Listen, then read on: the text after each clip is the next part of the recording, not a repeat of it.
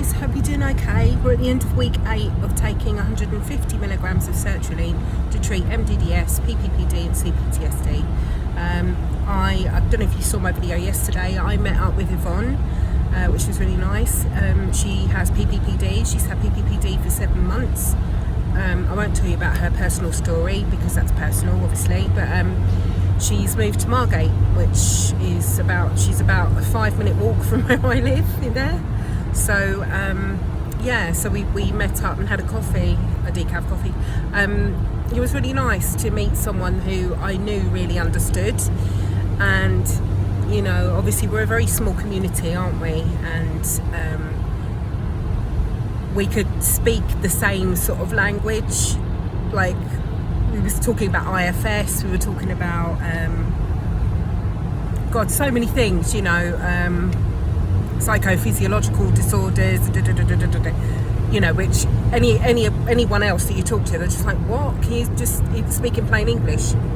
So we're all following the same thing, and it was just so nice to actually meet someone that I know gets me. And although she's got a different variation and different symptoms, you can't really compare one to the other because, you know, your brain has created your specific symptoms for you. So hers are slightly different to mine. She's had it less time and she's able to control it better because she's obviously you can't make comparisons. I mean, she's not had a loss while she's had this, and so she's found out. I mean, she said to me, was something we did talk about was, you know, I said, at what point did you stop looking for a medical diagnosis, because that really is what keeps people stuck, just solely relying on the medical system to fix them and diagnose them. And she said, oh, do you know what, I realised after 2 months that this was stress related, and she actually said to me that she's when she was younger she had a psychophysiological issue where she couldn't swallow. She forgot how to swallow, or she had this thing about swallowing. So obviously there is a background of that. She had like a tendency to go towards somatic symptoms when stressed. I don't know what brought that on for her, but I thought it was quite interesting. But we were both saying sort of, you know, before this I didn't know what anxiety and depression was, and she said exactly the same thing. You know, it's just come out of absolute nowhere. And I really do believe the people that have this are really, really headstrong, just extremely strong people and kind people, and for their body to get a message through to them, it just has to cry out and do something drastic to get you to pay attention and take notice, to slow down or put yourself first. Anyway, we all know this. This last week's not been too bad. I mean, I'm talking to you now and I've got chest pain. I've had chest pain all day, but I haven't spoken about it. I just get used to it. Done quite a bit of walking around in the rain this weekend. I've had a nice weekend. I'm just on my way back from Margate now. Been with the other half. It's been nice. It's been sort of chilled, and I've done a bit of shopping, which always helps me. And I'm starting to feel a little bit Christmassy, even though Christmas isn't going to be particularly good for me this year because everyone's missing, basically. I have no children in my family. My boyfriend's parents are passed away. My parents have passed away. So there's no extended family. We have, you know, it's just us really, which is kind of sweet, you know, just us and the cats. And my brother, of course. But my brother's alone as well. So yeah, Christmas doesn't have the same meaning for us as what it does for other people who can look forward to, you know, this time and, you know, spoiling their kids and like the magic of Christmas. We don't really have that. So it's not going to be an easy one, but I'm still looking forward to it because we've decided that we're going to go to Kent this year. just explore some new places and do Christmassy things, but without the family element, you know. Enjoy some nice Christmas food and whatever. So anyway, back to medication. Now, at week 8 on 150, that's the time when, if you look at anything, or if you look at Dr. Google would say 8 to 12 weeks, you'll start to feel a significant difference. I have to be honest, I felt no difference whatsoever at 150. However, my best friend, Natasha, who's unfortunately in hospital at the moment, that was another stressor yesterday, but that's another story. She's okay, but you know, it worried the hell out of me. She said that she can see a difference in me, but I can't see it, my partner can't see it. And sometimes it's the people that you're close to that don't see you very often that notice the difference, so you kind of rely on them to sort of say. And that's another reason it's good to do these kind of videos, because I can, if I feel like I'm not making progress, I can just look back. Sorry, it's quite dark, isn't it? Oh, there I am. Yay. Yeah, so it's kind of good to look back on. So I do know I've made progress, but I'm not feeling that it hasn't lessened the symptoms really. I've just got braver, and because I've got braver, the symptoms have tamed a little bit. But I have more anxiety symptoms than I do dizziness at the moment. But I need to give you an example actually. Friday, I only worked 2 days a week. Friday, I finished work at 5 o'clock. By the time my train came, which was about 5:30, I didn't arrive back at my home station until 5:45. It was pitch black by that point, absolutely pitch black. And it was really icy, there was ground frost, and I was just like, I can't walk home. I've got about a 12 to 15 minute walk from the station to my house, the other end. And I was on the train, I'm thinking, I can't do this. I really can't do this.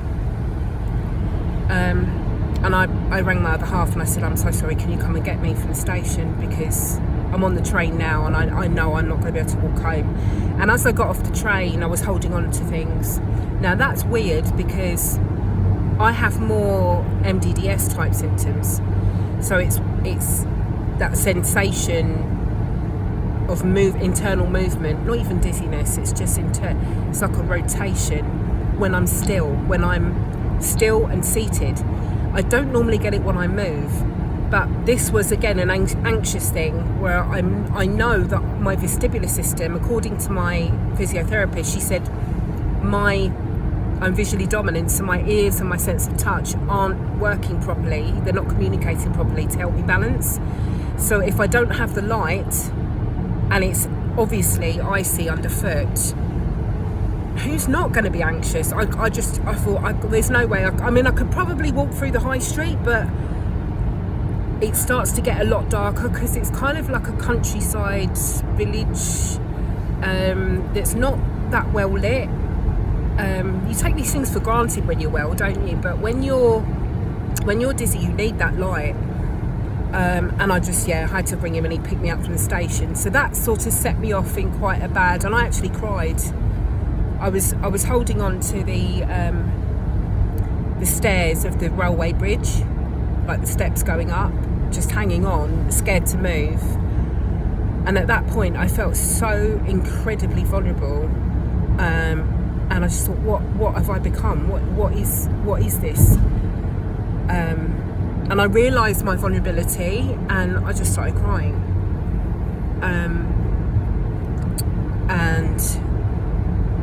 And then he gave me a lift home, and I soothed, and I was fine after that. And I've had an okay weekend, you know. So, but it's just the chest pain. But Dr. Yo says that it's when you're no longer feeling dizzy and you're getting a sort of a transference of symptoms, that's all part of recovery. And actually, when the anxiousness comes in, she says that's showing that you're closer to the emotional element. I've watched and rewatched Sam's recovery video. If you haven't seen it yet, I shared it on my community page, so please check that out, okay, on YouTube. Just go to my channel, scroll over, find community, and you'll read that. And I hope that you read my you'll see that. Just watch that video. It's so good, and that gives us all hope. I've just kept watching that, and I know that I'm at the stage now where I need to do the physiotherapy. I'm going to start that tomorrow. I did say to you guys that I would start at week 8, okay? So I'm going to start that tomorrow and start doing the somatic work. But I know I've got to be not obsessively doing it. I've got to do it when, like Sam Miller said in her recovery video, if you're over a 6 on the symptom scale, don't do the somatic work. Do it when you're below a 6. So that's how I'm going to treat it. But the physiotherapy, I'm going to try and do incrementally. I'm going to try sitting without the massager. I'm going to use the PlayStation, which is what that was my clever idea, to get me distracted while I'm doing something, or playing with my cats or something. So I'm sitting down, I'm going to set the timer.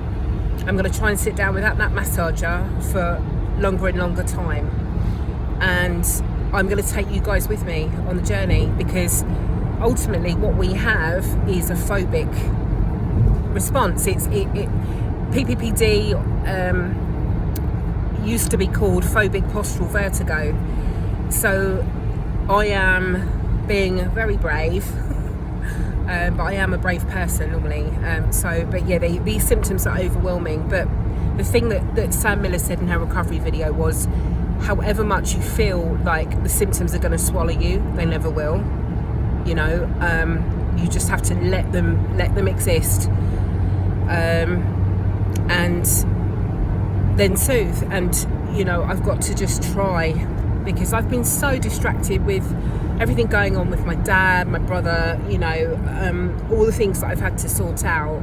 I just haven't been in the right place to actually focus on myself. But now it's coming to that point where I'm no longer needed, and I can actually focus on getting better. And I've got to do it. I owe it for myself and my partner, you know, and my family and my friends. It's just, you know, it's because it's not just affecting us, guys. It's affecting the people that love us and that are around us.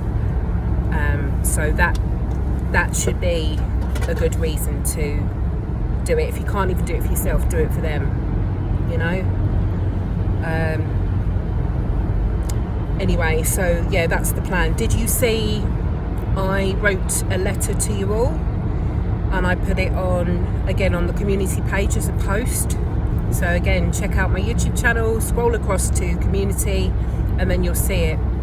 And if you can write yourself a letter like that, that's showing self-kindness, like self-compassion. Ultimately, all we've got to do, guys, is just find a way to convince our subconscious mind that mentally, emotionally, and spiritually we are safe.